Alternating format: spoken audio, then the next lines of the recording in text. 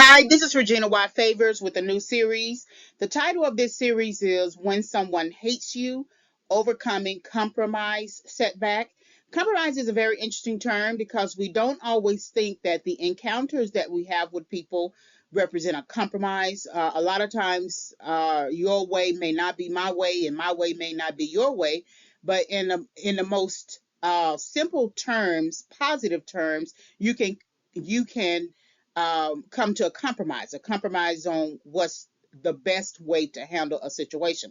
On the negative front, compromise can be something where you do not get what you want, and you feel like the person who wants their own way, his or her own way, is sort of pushing you or bullying you or peer pressuring you to go their route.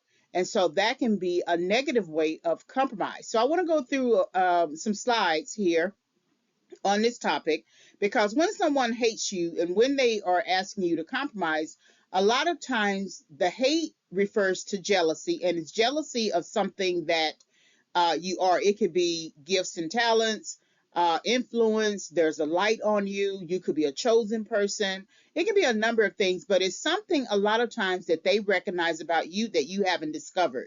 And when you haven't discovered your own gifts and talents, it makes you sort of vulnerable. They know something that you don't know, so now they can try to influence you and move you in a different direction. And a lot of times, it is not something that's a good way of how they handle you. They tend to move you into a state of debasing you. So that's what I want to go over in terms of this topic.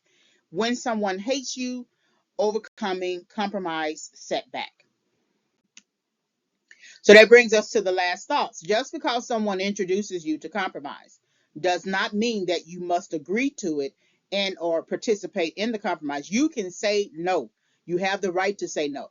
Because we are taught to be polite, and it's mostly girls transitioning into young adult women and then women, we're taught to be polite. So we don't want to hurt a man's feelings. We're also women who have been exposed to men who, if you reject them, they will retaliate. They will embarrass you. They may even physically threaten your person.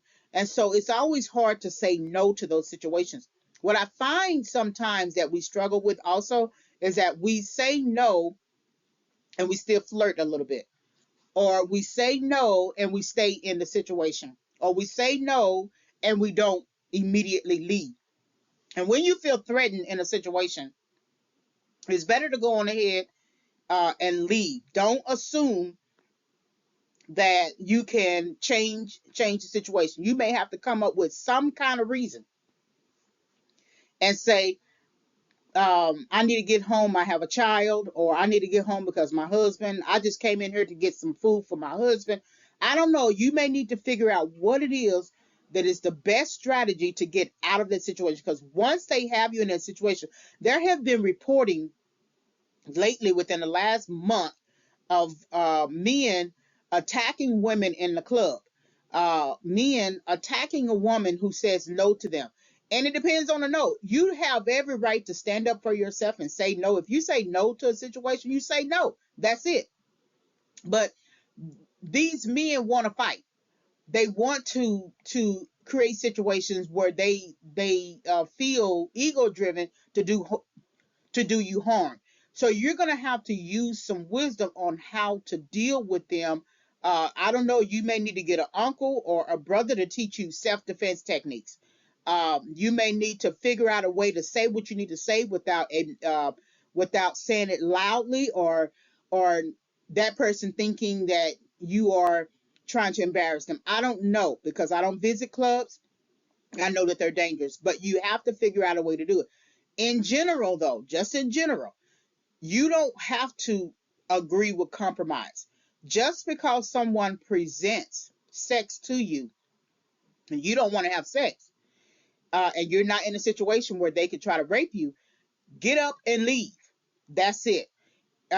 If you don't agree with someone doing drugs in front of you, get up and leave. You don't engage and entertain, because even if you are not sniffing and smoking the stuff yourself, the toxic fumes that come from that cigarette or whatever it is, that smoke, is still going to affect you some kind of way. If you don't feel like you have to don't feel like you are embarrassing someone, that standard is not your standard. So if you feel like that is not something that you want to continue doing, get up and leave. Do not feel like you have to uh, be nice and try to tell somebody, um, try to explain to them and in a 4-line paragraph, I'm not this, I don't do this. Just get up and go. Get out of the situation. Get out of it, because there's so much temptation in those types of situations that you might find yourself doing something. It doesn't take much. But if you get out of it and you go outside and you go across to a cafe and you sit down, or you get on the bus or you get on the train and get away from the immediate context of the situation, you'll find that there's a better release. You'll find more, you'll find yourself exhaling and feeling like more peace at that time. So just because someone introduces you to compromise does not mean that you must agree to it and or participate in the compromise. You can say no. You have the right to say no. All right, so visit, follow, and subscribe. So please subscribe to the channel. You can also visit my website, reginawhitefavors.com, for tips. This particular presentation is going to be under the Overcoming Hate Setback tab. So it's going to add to the current list of serials that are also available on my YouTube channel, Regina White Favors, as well as this website. Thank you very much for listening.